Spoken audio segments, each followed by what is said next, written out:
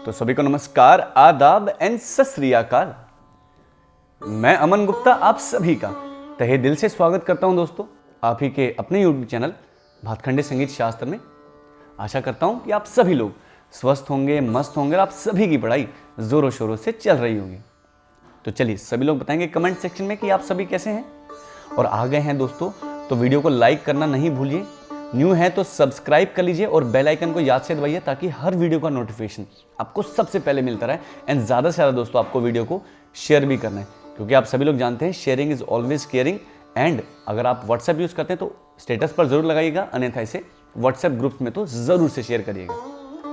यदि आप भी इन 70 स्टूडेंट्स की तरह क्वालिफाई करना चाहते हैं, 84 स्टूडेंट्स की तरह यूजीसी नेट क्वालिफाई करना चाहते हैं, तो दोस्तों आप सभी भातखंडे संगीत शास्त्र से जुड़ सकते हैं, क्योंकि भातखंडे संगीत शास्त्र में आपको पेपर 1 एवं पेपर 2 दोनों ही पढ़ाया जाता है। लाइव क्लास होती है, हर क्लास की रिकॉर्डिंग, संडे म्यूजिक का मॉक टेस्ट, एग्जाम से पहले 1500 क्वेश्चंस और पेपर 1 के 4000 क्वेश्चंस पीडीएफ फॉर्म में इंग्लिश हिंदी दोनों भाषाओं में, है ना।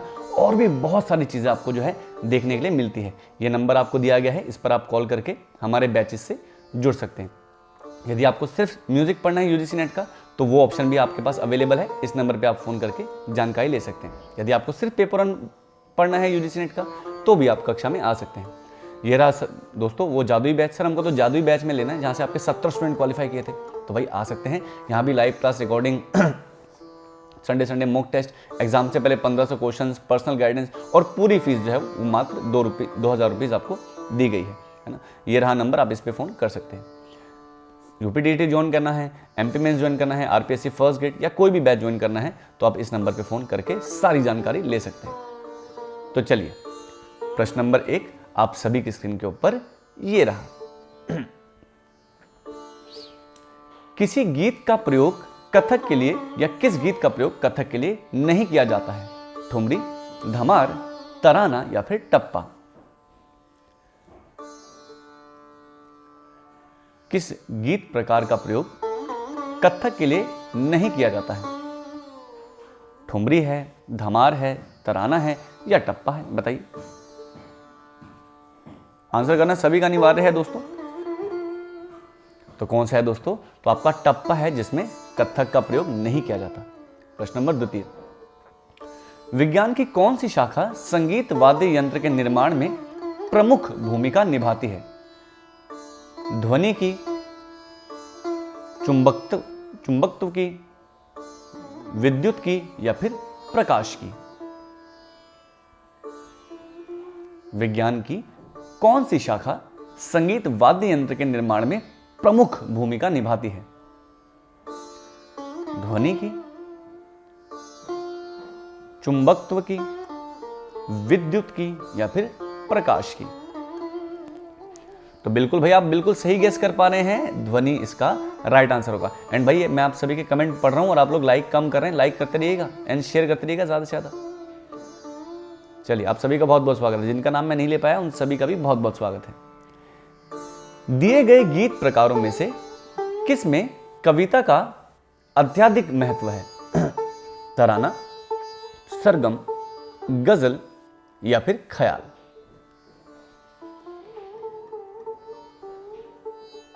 दिए गए गीत प्रकारों में से किस गीत प्रकार में कविता का अत्यधिक महत्व है? बताइए तो किस में है?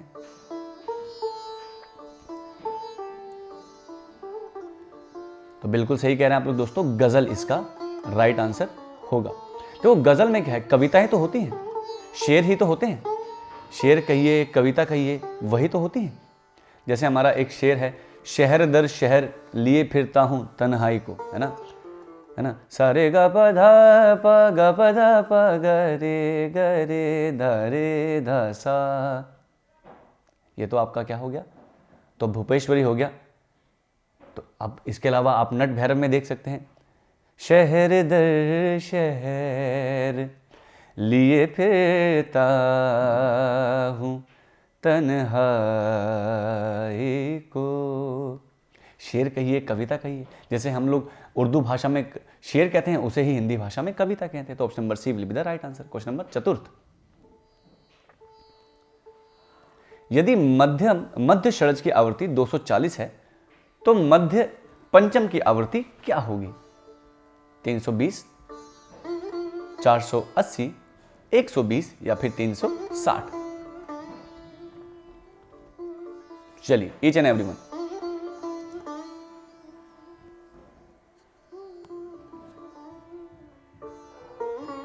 यदि मध्य षड्ज की आवृत्ति 240 है तो पंचम की क्या होगी? मध्य पंचम की। तो सर हमको तो पता नहीं है। सर हम तो लिखेंगे, तो लिखो सा रे गा मा पा धा और नी। ये आपके जहन में बैठ जाना चाहिए। 240, 270, 300, 320, 360, 400 और 450। तो पंचम क्या हो गया? तो 360। ऑप्शन नंबर डी इसका राइट आंसर होगा। क्या होगा? ऑप्शन नंबर डी इसका राइट आंसर होगा। क्वेश्चन नंबर 5,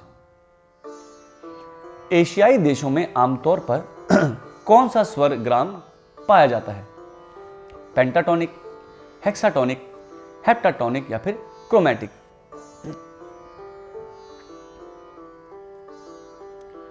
एशियाई देशों में आमतौर पर कौन सा ग्राम पाया जाता है? बताइए। ये क्वेश्चन कितना शानदार पूछा गया है, कितना शानदार तरीके से ये क्वेश्चन आपके लिए प्रेजेंट किया गया है।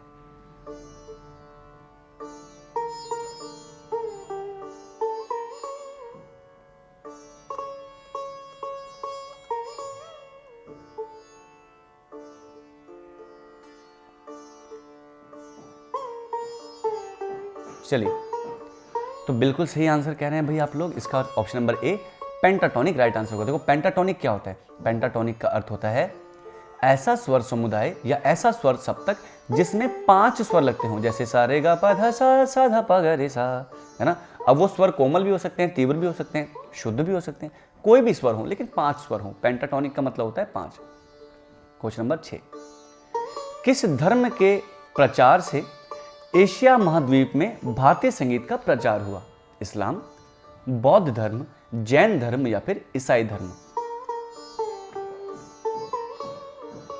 किस धर्म के प्रसार से या प्रचार प्रसार से एशिया महाद्वीप में भारतीय संगीत का प्रचार हुआ?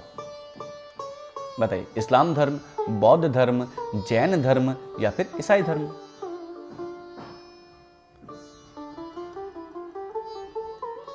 तो इसका सटीक उत्तर होगा ऑप्शन नंबर बी बौद्ध धर्म। क्वेश्चन नंबर 7, किस देश में पत्थरों से बने वाद्य यंत्र होते हैं? जापान, चीन, कोरिया, इंडोनेशिया? अब देखिए कितनी विचित्र बात है, पत्थरों से बने हुए वाद्य यंत्र, क्या बात है। और भाई अगर आप लोग थोड़ा सा तड़का लगाना चाहें तो जरा एक वाद्य यंत्र बताइए जो पत्थर से बना होता है ना। तब तो हम माने कि भाई आप पढ़ने वाले बच्चे हैं। बताइए।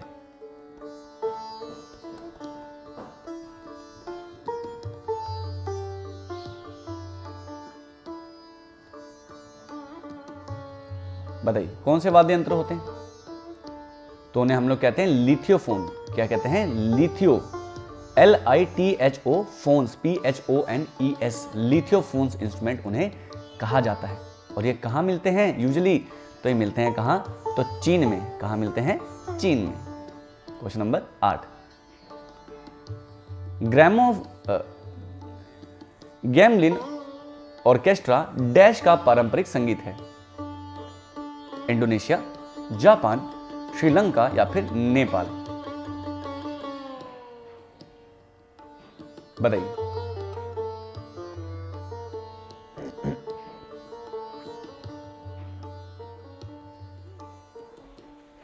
गैमलिन ऑर्केस्ट्रा डैश का पारंपरिक संगीत है, कहां का है? तो ये आपका इंडोनेशिया का है। कहां का है? Indonesia. Question number 9,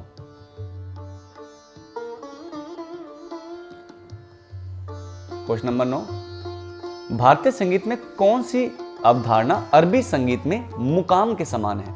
most important question. ताल, श्रुति, राग या फिर प्रबंध?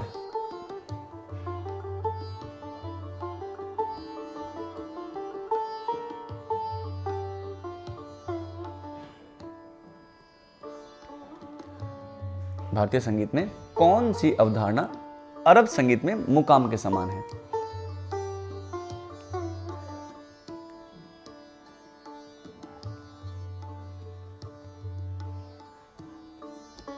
तो इसका सटीक उत्तर होगा दोस्तों ऑप्शन नंबर बी श्रुति। क्या होगा? ऑप्शन नंबर बी श्रुति। क्वेश्चन नंबर 10, भारतीय संगीत का कौन सा राग कई एशिया देशों में के संगीत में पाया जाता है? भोपाली, केदार, काफी, मल्हार। भाई आंसर करते रहिए क्योंकि मैं सबके आंसर पढ़ रहा हूं, ठीक है? ऐसा न को सोचने का कि सर आप तो आंसर नहीं पढ़ रहे हमारे, मैं सबके आंसर देख रहा हूं, नजरें सब पर है। यस, और लाइक करते हैं भाई, लाइक बहुत कम है, बहुत ही कम है लाइक। आप लोग लाइक नको करते, चीटिंग करते, चीटिंग। तो भारतीय संगीत का कौन सा राग कई एशियाई देशों के संगीत में पाया जाता है? तो वह कौन सा राग है? तो भाई भोपाली है। सा रे गा पा धा सा धा प ग रे, सा रे गा पा धा सा धा प ग रे सा, तो भोपाली। क्वेश्चन नंबर 11, सूफी ख्वाजा मोइनुद्दीन चिश्ती का जन्म कहां हुआ था? भारत में, पाकिस्तान में, ईरान में या फिर अफगानिस्तान में? बताइए। तो सूफी ख्वाजा मोइनुद्दीन चिश्ती जी का जन्म कहां हुआ था? तो इनका जन्म हुआ था कहां? ईरान में। कहां हुआ था? ईरान में, ठीक है। क्वेश्चन नंबर 12, प्राचीन ध्रुपद की रचना में कितने भाग थे? 2, 3, 5 या फिर 4?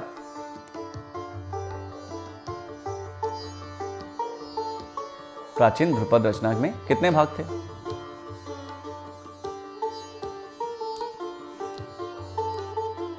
बताओ। बहुत बढ़िया, बहुत बढ़िया, शानदार, जानदार, मजेदार। भाई बिल्कुल सही कह रहे हैं, 4 भाग। अब जरा एक तड़का लगा दीजिए जरा, है ना? तड़का लगा दो जरा, वो 4 भागों के नाम जरा लिख दो फटाफट से कमेंट सेक्शन में, फटाफट से लिख दो कि आपको बता दो कि सर हमको पता सब है। क्वेश्चन नंबर 13, वितत उपकरण को पहचाने? सितार, सरोद, सारंगी, संतूर। वितत पता है ना आपको? वितत क्या होता है?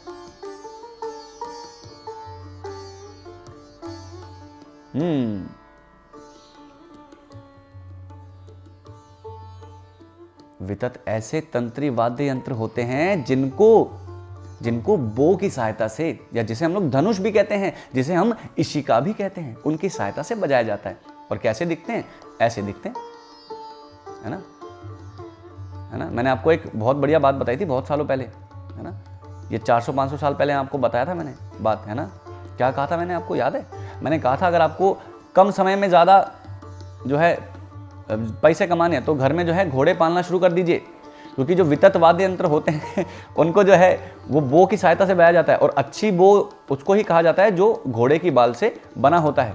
आजकल तो नायलॉन यूज़ होता है, तो आप लोग घर पे पालिए 10-12 घोड़े, और उनकी पूंछ काट काट के जो है आप बो बना सकते हैं और माला माल हो सकते हैं। तो ऑप्शन नंबर सी इसका राइट आंसर होगा। भाई मजाक कर रहा हूँ, आप लोग ऐसा मत करना, इस तरह से जानवरों को क्षति नहीं पहुंचानी चाहिए, मैं मजाक के तौर पे कहता हूं। क्वेश्चन नंबर 14, कौन सी संगीत रचना दीपचंदी ताल में गाई जाती है? धमार, ठुमरी, ख्याल, तराना।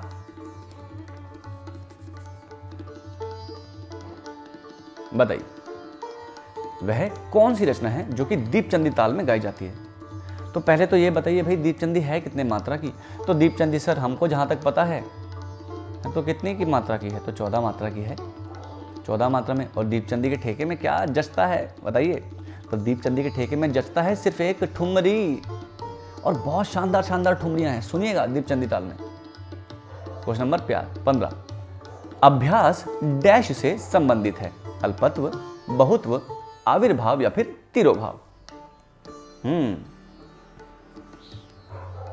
बताइए, अभ्यास का संबंध किससे है? अल्पत्व से, बहुत्व से, आविर्भाव से या फिर तिरोभाव से?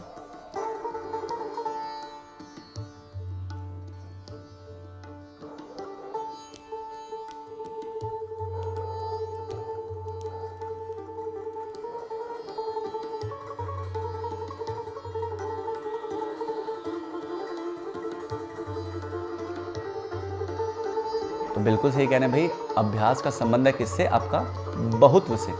अल्पत्व के भी 2 प्रकार होते हैं और बहुत्व के भी 2 प्रकार होते हैं। अब जरा तड़का लगाओ, जरा कमेंट सेक्शन में बताइए अल्पत्व और बहुत्व के 2 प्रकार कौन से हैं, क्योंकि हम बहुत बार बता चुके हैं आपको। चलिए क्वेश्चन नंबर 16, निम्न में से विषम को ज्ञात करें। तबला, पखावज, ढोलक या फिर डफ। लेकिन उससे पहले आपको एक बात बताना चाहेंगे भाई, यदि आप भी कर रहे हैं तैयारी है ना, इन 70 स्टूडेंट्स की तरह क्वालिफाई करना चाहते हैं, 84 स्टूडेंट्स की तरह यूजीसी नेट जेआरएफ, और अभी तो ईएमआरएस की भी आने वाली है वैकेंसी, हमने बनाई है, वीडियो जाकर के है, आप वीडियो को देखिएगा, क्योंकि मेरा अनुमान और भागीरथ सर का अनुमान कभी गलत नहीं जाता। भागीरथ सर ने कह दिया मतलब कि उनका अनुमान सही जाएगा, देख लीजिएगा। यदि आप भी कर रहे हैं तैयारी तो पेपर 1 पेपर 2 आप पढ़ सकते हैं भातखंडे संगीत शास्त्र में दोस्तों। यहाँ पे live class, recording, Sunday music का मॉक टेस्ट, एग्जाम से पहले 1500 क्वेश्चन और पेपर 1 के तो 4000 क्वेश्चन आपको मिल जाएंगे इन टोटल, है ना, एग्जाम से पहले में हो जाएंगे। बल्ले बल्ले बैच है पूरे इंडिया में, इससे कम प्राइस में आपको इतना डिटेल कहीं नहीं मिलेगा। आपको जो क्वेश्चन पेपर मिलते हैं और कंटेंट मिलता है, नोट्स मिलते हैं पेपर 1 के, वो इंग्लिश हिंदी दोनों ही भाषाओं में होते हैं, कंजूसी नहीं करी जाती है ना। ये रहा नंबर, इस पे करिए फ़ोन और लीजिए सारी जानकारी। यदि आपको सिर्फ म्यूजिक पढ़ना है तो सिर्फ म्यूजिक भी पढ़ सकते हैं, ये रहा नंबर, आइए डायल करिए और एकदम खुल के जानकारी लीजिए। सर हमको पेपर 1 पढ़ना है सिर्फ, बिल्कुल पढ़ सकते हैं। सर आपके पास क्या वो बैच है, जादुई बैच, जहाँ से आपके 70 स्टूडेंट्स निकले हैं? तो ये रहा भाई, हर एक स्टूडेंट का रिजल्ट दिखाया हमने, ठीक है। वीडियोस भी पढ़ी हैं, जाके देखिएगा जरूर। यहाँ भी live class, recording, Sunday mock test, exam से पहले 1500 क्वेश्चंस, पर्सनल गाइडेंस तो मिलती रहती है ना। बच्चे कोई एक नहीं कह सकता कि सर आप हमें कभी रिप्लाई नहीं करते। फ़ोन करते हैं बच्चे, फ़ोन पे भी रिप्लाई करते हैं, और मैसेज करते हैं तो मैसेज पे भी रिप्लाई करते हैं। चाहे 2 घंटे बात करें लेकिन करते ज़रूर हैं, है ना। और पूरे कोर्स की फीस कितनी है? Only 2000 rupees. ये रहा नंबर भाई, जल्दी करिए, फ़ोन करिए। सर हमको यूपीडीटी पढ़ना है, बिल्कुल पढ़ लीजिए। MP mains, RPSC first grade, सारे ही बैचेस अवेलेबल हैं। ये रहा नंबर, इस पर आप फ़ोन कर सकते हैं। तो चलिए क्वेश्चन नंबर नेक्स्ट। तो निम्न में से विषम को आपको ज्ञात करना है। तबला, पखावज, ढोलक या फिर डफ।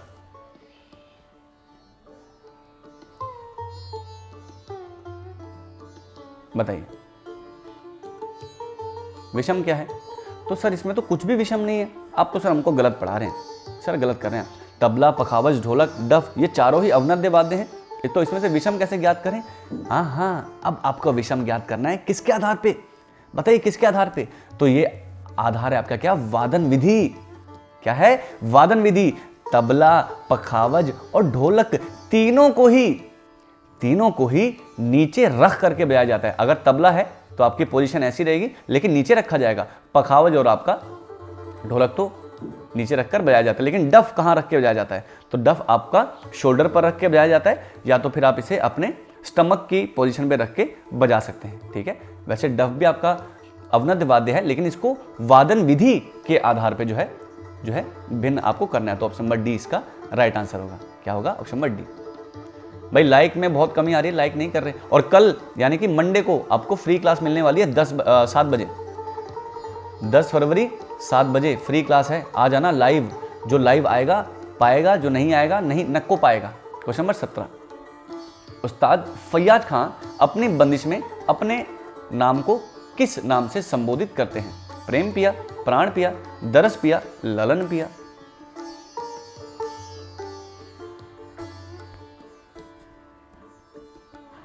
चलिए, उस्ताद फैयाज खां साहब अपनी बंदिशों में अपने नाम को किस नाम से संबोधित करते हैं? तो क्या है?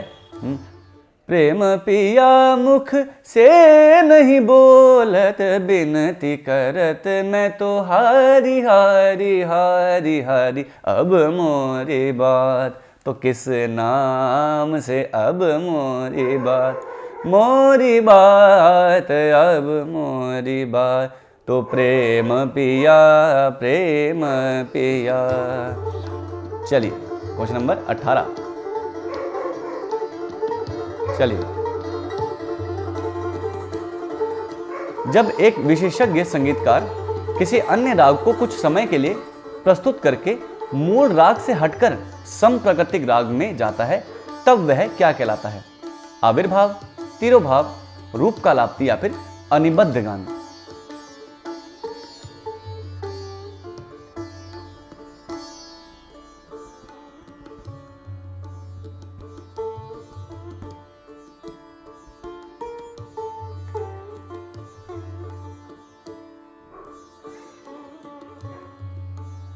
चलिए क्वेश्चन नंबर 18। तो ऐसी क्रिया को हम लोग क्या कहते हैं? तो ऐसी क्रिया को हम लोग कहते हैं क्या? तिरोभाव। यानी कि जब आप किसी एक मूल राग से, आपका मूल राग चल रहा है, आप मान लीजिए भैरवी गा रहे हैं, भैरवी का सम प्रकृति क्या है, तो बिलास खाइन तोड़ी। आपने कुछ क्षण के लिए जो है बिलास खाइन तोड़ी के स्वरों का प्रयोग कर दिया, तो ऐसी क्रिया क्या कहलाती है, तिरोभाव। क्या कहलाती है, तिरोभाव। क्वेश्चन नंबर 19, निम्न में से कौन सी रचना होरी उत्सव में गाई जाती है, दादरा, कजरी, धमार, चैती। बताइए वह कौन सी रचना है जो कि होरी उत्सव में गाई जाती है, क्या नाम है उसका। दादरा है, कजरी है, धमार है या चैती है। तो उसे हम लोग क्या कहते हैं, धमार कहते हैं। धमार के दो प्रकार भी हमको प्राप्त होते हैं, कौन कौन से, पक्की होरी और कच्ची होरी। अब जरा मुझे आप लोग बताओ कि पक्की होरी क्या होती है और कच्ची होरी क्या होती है, बताओ, क्योंकि मुझे नहीं पता। आप लोग बताओगे तो मैं भी नोट डाउन कर लूंगा नोटबुक में, है ना, क्योंकि मैं जाऊंगा यूपीएससी का एग्जाम देने, वहां पूछ लिया तो, है ना, तो मुझे पता होना चाहिए। क्वेश्चन नंबर 20, आघात के बिना निर्माण किए गई ध्वनि को क्या कहा जाता है, आहत नाद, अनाहत नाद, स्वयंभू स्वर या फिर ध्वनि। ऐसी ध्वनि जो बिना आघात के उत्पन्न होती है उसे क्या कहते हैं, बताओ। ये तो मैंने आपको पढ़ाया था डेमो क्लास में, डेमो क्लास नंबर 2, जो हम बनाए थे ओनली फॉर यू। तो आघात के बिना निर्माण किए गए ध्वनि को क्या कहा जाता है, तो अनाहत नाद कहा जाता है, जो सदैव ही हमारे वातावरण में विद्यमान रहते हैं, और जैसे हम लोग मोक्ष प्राप्ति का नाद भी कहते हैं, जिसे हम लोग मोक्ष प्राप्ति का नाद भी कहते हैं। सही बात है ना, मोक्ष प्राप्ति। क्वेश्चन नंबर 21, पूर्वांगवादी राग की पहचान करें, यमन, हमीर, सोहिनी, बसंत।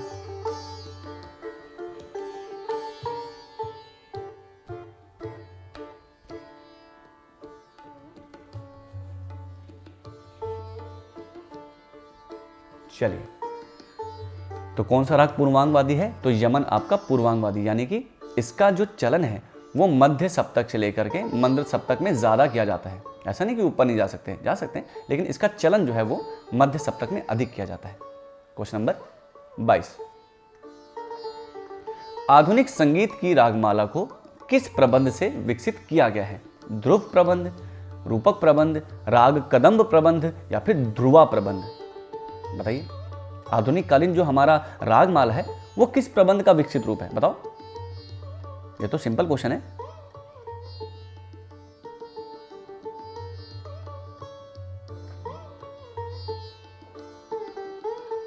तो आधुनिक रागमाला जो है वो किस प्रबंध का विकसित रूप है दोस्तों, तो वो किसका है, आपका राग कदम्ब प्रबंध का। अब जरा एक तड़का लगा दो, जरा लगा दो फटाफट से लगा दो कि राग कदम्ब प्रबंध किस प्रबंध के प्रकार के अंतर्गत आता है, सूड़, आलिक्रम या फिर विपक्रण। ये जरा तड़का जिसने लगा दिया उसको मिलेगी ऑनलाइन माध्यम से टॉपी।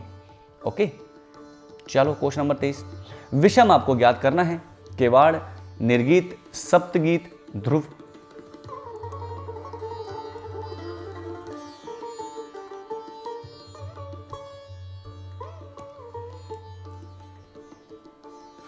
चलिए क्वेश्चन नंबर 23,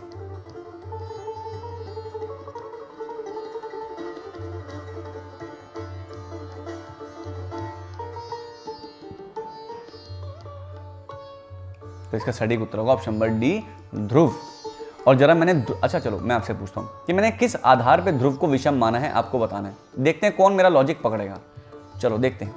क्वेश्चन नंबर 24, कौन सा गीत प्रकार ख्याल की पूर्व अवस्था है, कौन सी गीत अवस्था या कौन सा गीत प्रकार ख्याल की पूर्व अवस्था है, सादरा, मुंडी ध्रुपद, खमसा या फिर टप्पा। ये बहुत अच्छा प्रश्न है, इतिहास से रिलेटेड है, गायन शैली प्लस इतिहास से रिलेटेड। कौन सा गीत प्रकार ख्याल की पूर्व अवस्था है, यानी ख्याल से पहले गाए जाने वाले प्रकार है, सादरा, मुंडी ध्रुपद, खमसा या फिर टप्पा। ये तो इतिहास से है, जो इतिहास को अध्ययन कर रहा है वो बच्चा आंसर दे पाएगा इसका।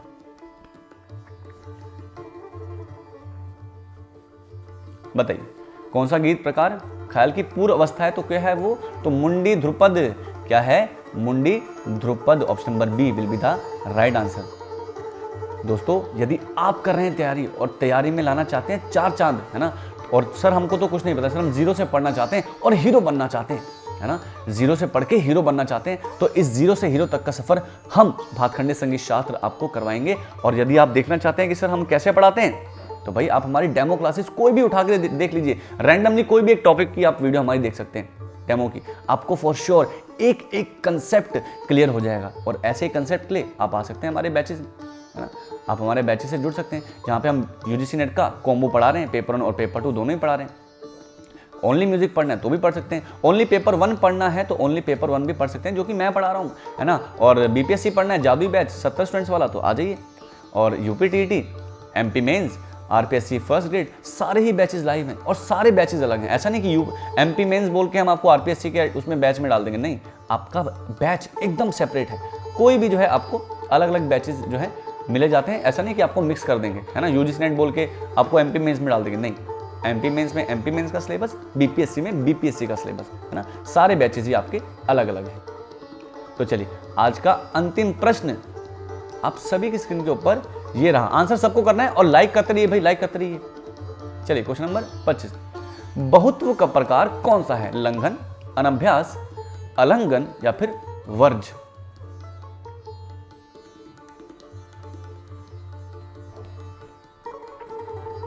बताइए बहुत्व का प्रकार कौन सा है?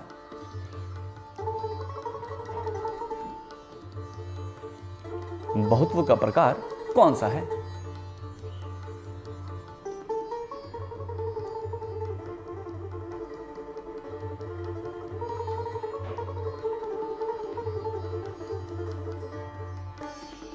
तो बिल्कुल सही कह रहे हैं आप दोस्तों, अलंघन इसका राइट आंसर होगा।